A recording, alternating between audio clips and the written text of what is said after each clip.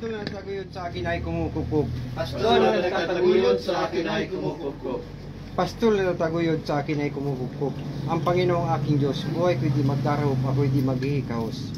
Pastol na nagtataguyod sa akin ay kumukupkop. Sa mainam na pastulan ako ay pinahimlay. Ako'y kanyang inaakay sa tahimik na batisan upang lakas ay makamtan. Pastol na nagtataguyod sa akin ay kumukupkop. Ang pangako niya sa akin tapat at di babawiin. Ako'y kanyang akay sa landas na landasing haway niya ang dilim. Pastol na nagtataguyod sa akin ay kumukupkop. Hindi ako mangangamba kapag ikaw ay kasama. Ang tungkod mo ang panangga, Panginoon ko sa tuwina, wala akong ikakabalisa. Pastol na nagtataguyod sa akin ay kumukupkop. Inihanda mo ang dulang upang mapakinabangan, pagkain pagsasaluhan nang makita ng kalaban, ako iyong mahal. Pastol na nagtataguyod sa akin ay kumukupkop. Sa ulo ko'y binuhos ang langis ng iyong lugod, pati kupa ko'y pinuspos sa iyong pag-ibig na lubos na sa akin iyong kaloob. Pastol na nagtataguyod sa akin ay kumukupkop. Pag-ibig magkabuti ay tataglayin ko kailanman, at ako'y mananahan sa bahay mong dalanginan na pasawalang hanggan. Pastol na nagtataguyod sa akin ay kumukupkop. Papuri sa Ama, sa Anak, sa Espiritu Santo. Para sa unang una ngayon magkailanman sa walang hanggan. Amen. Panginoong Jesucristo, pastol ng sambayan ng Kristiyano, sa tubig ng binyag, pinadadaloy mo ang batis ng buhay na iyong handog sa tao.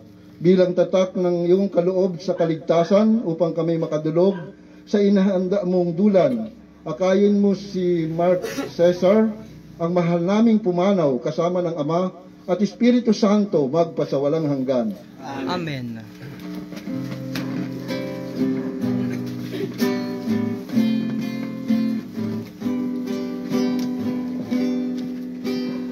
Ang Panginoon ay aking pastol, pinag-iginhawa ko. Lubos, matalog niyang himlayan, sariwang pastulan, ang pahingahan ko'y mayapang batisan, atid sa kaluluwa ay kaginhawahan sa tumpang na landas. Siyang patnubay, ang Panginoon ay aking pastol, pinag-iginhawa kong lubos.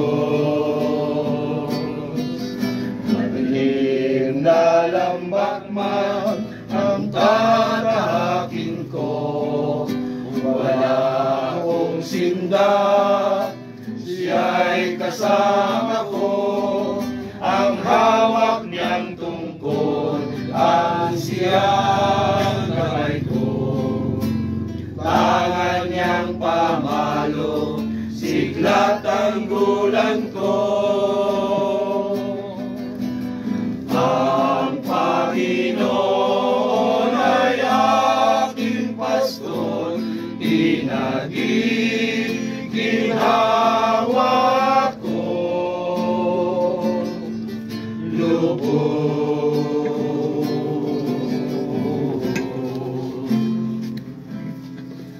Panalangin ng pagtitiwala. Panginoon, ingatan mo ang iyong lingkod na yumao. Panginoon, ingatan mo ang iyong lingkod na yumao. O Diyos, ako ingatan mo, ingatan ang iyong lingkod. Ang hangad ko ay maligtas, kaya sa iyo dumudulog. Ika'y aking Panginoon, ang wika ko sa aking Diyos. Kabutihang tinanggap ko, ikaw nga ang nagkaloob. Panginoon, ingatan mo ang iyong lingkod na yumao. Ang mga lingkod ng poon ay dakilat mararangal. Ligaya na ng sarili ang sila ay makapisan. Ang bumaling sa ibang Diyos, solirani abot-abot. Sa pagsambang gawi nila, ako ay hindi lalaho. Panginoon, ingatan mo ang iyong lingkod na Ikaw yumao. lamang, Panginoon, ang lahat sa aking buhay. Ako'y iyong tinutugon sa lahat kong kailangan. Ang biyayang kaloob mo ay kahangahangang tunay, kay inam na kaloob mong sa akin ay ibinigay. Panginoon, ingatan mo ang iyong lingkod na yumao. Pinupuri ko ang poon, siya aking patnubay, kahit gabi diwa niya ang sa aking umaakay. Nababatid ko na siya kasama ko sa oras-oras, sa piling niya kailanmay hindi ako matitinag. Panginoon, ingatan mo ang iyong lingkod na yumao. Kaya't ako'y nagdiriwang, ang diwa ko'y nagagalak, ang lagi kong nadaramay hindi ako matitinag. Pagkat di mo tutulutang ang mahal mo ay malagak sa pook ng mga patay upang doon ay maagnas. Panginoon, ingatan mo ang iyong lingkod na yumao. Ituturo mo ang landas na buhay ang hahantungan. Sa piling mo'y madarama ang lubos na kagalakan. Ang tulong mo'y nagdudulot ng ligayang walang hanggan. Panginoon, ingatan mo ang iyong lingkod na yumao. Papuri sa Ama at sa Anak at sa Espiritu Santo. Kapara ng sa una ngayon pagkailanman at magpasawalang hanggan. Amen. Panginoong Hesukristo, sa bisa ng iyong muling pagkabuhay, hinango mo kami sa daigdig ng mga patay. Akayin mo si Mark Cesar, ang mahal naming yumao, sa landas na ang hantungan ay buhay na walang hanggan, upang sa piling mo'y madama niya ang lubos na kagalakan kasama ng Ama at Espiritu Santo magpasawalang hanggan. Amen.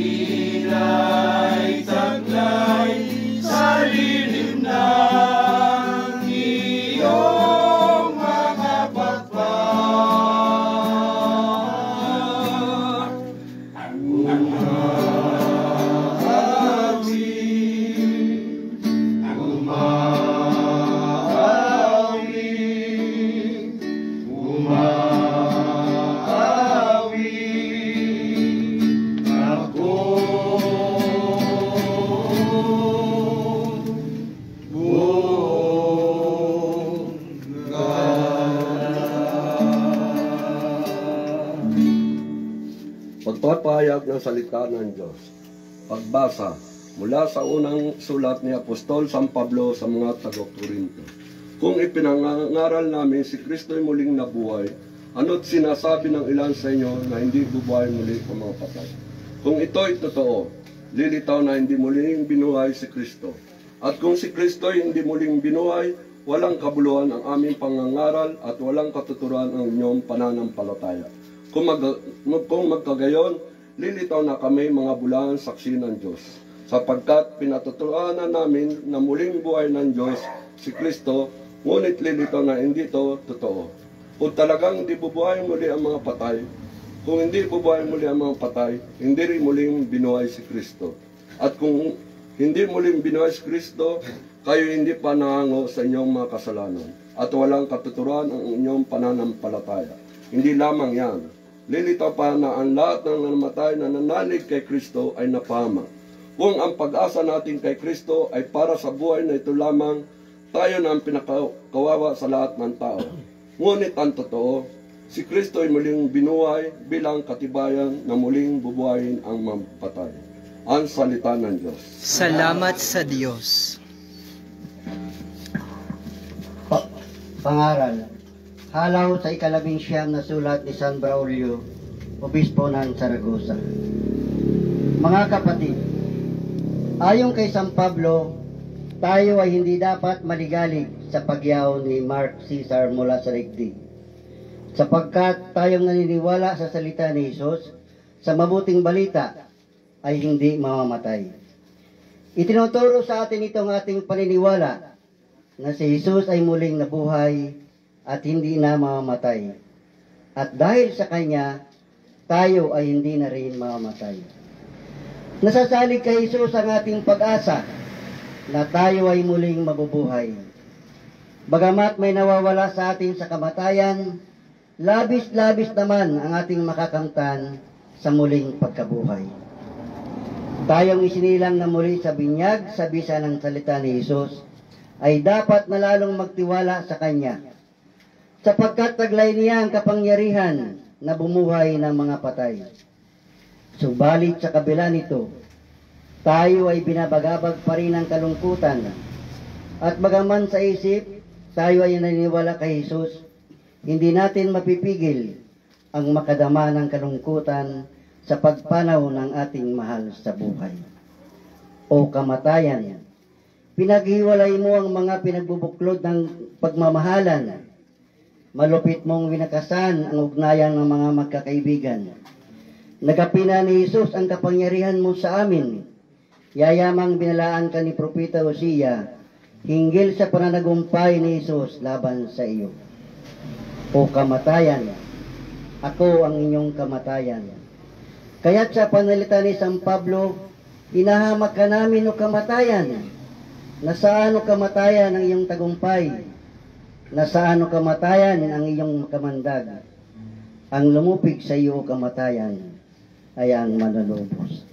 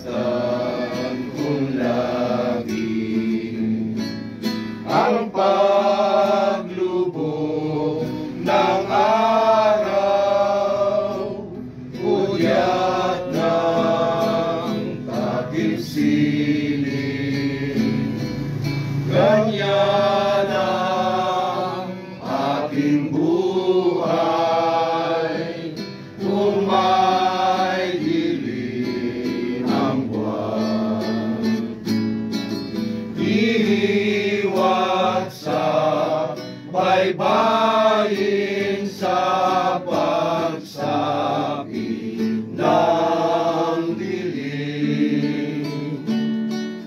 Gumagawa ko lamang ang hangin ay mapigil at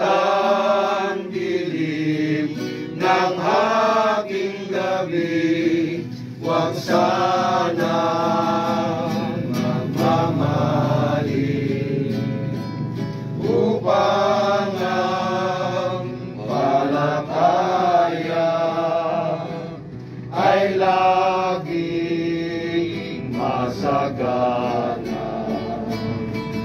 Katangan kong liwanag ang tawa lalapit. Ganda kong dapit hapon, tingin ng Panginoon sa mga kaibigan ay maguling hapunan sa bagong salo-salo magdiriwang ang bayan. Ang tanging kanyang ari ay sarili niyang buhay. Panalangin pangkalahatan. Mga kapatid, halina't manalangin sa Amang nasa langit, nang tayo at ang ating kapatid na yumao ay makapisan sa buhay na walang hanggan. Ama naming makapangyarihan, ginising ng iyong anak ang kaibigan niyang si Lazaro sa pagkaidlip sa kamatayan.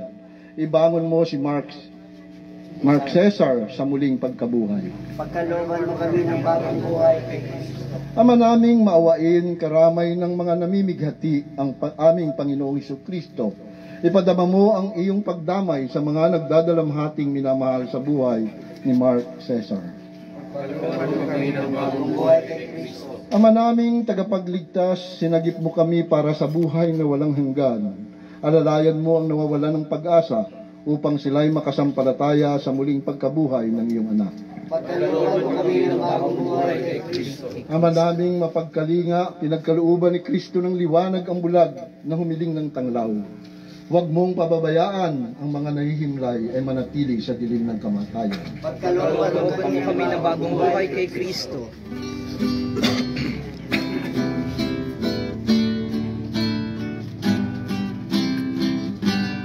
Ama namin sumasalangit ka, sambahin ang ngalan mo. Mapasa amin ang kaharian mo, sundin ang loob mo.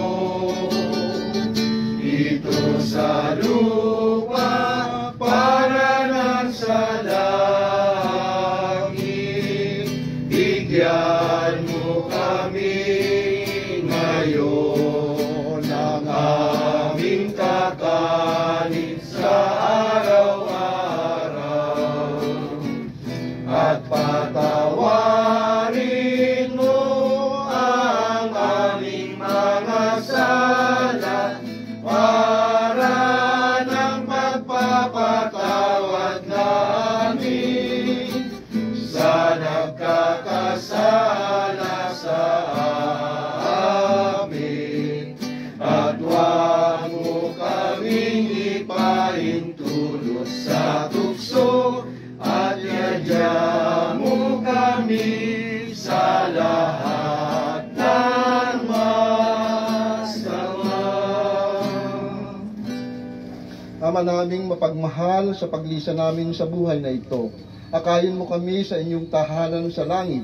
Iniluluhog namin ito sa pamagitan ni Jesucristo kasama ng Espiritu Santo magpasawalang hanggan.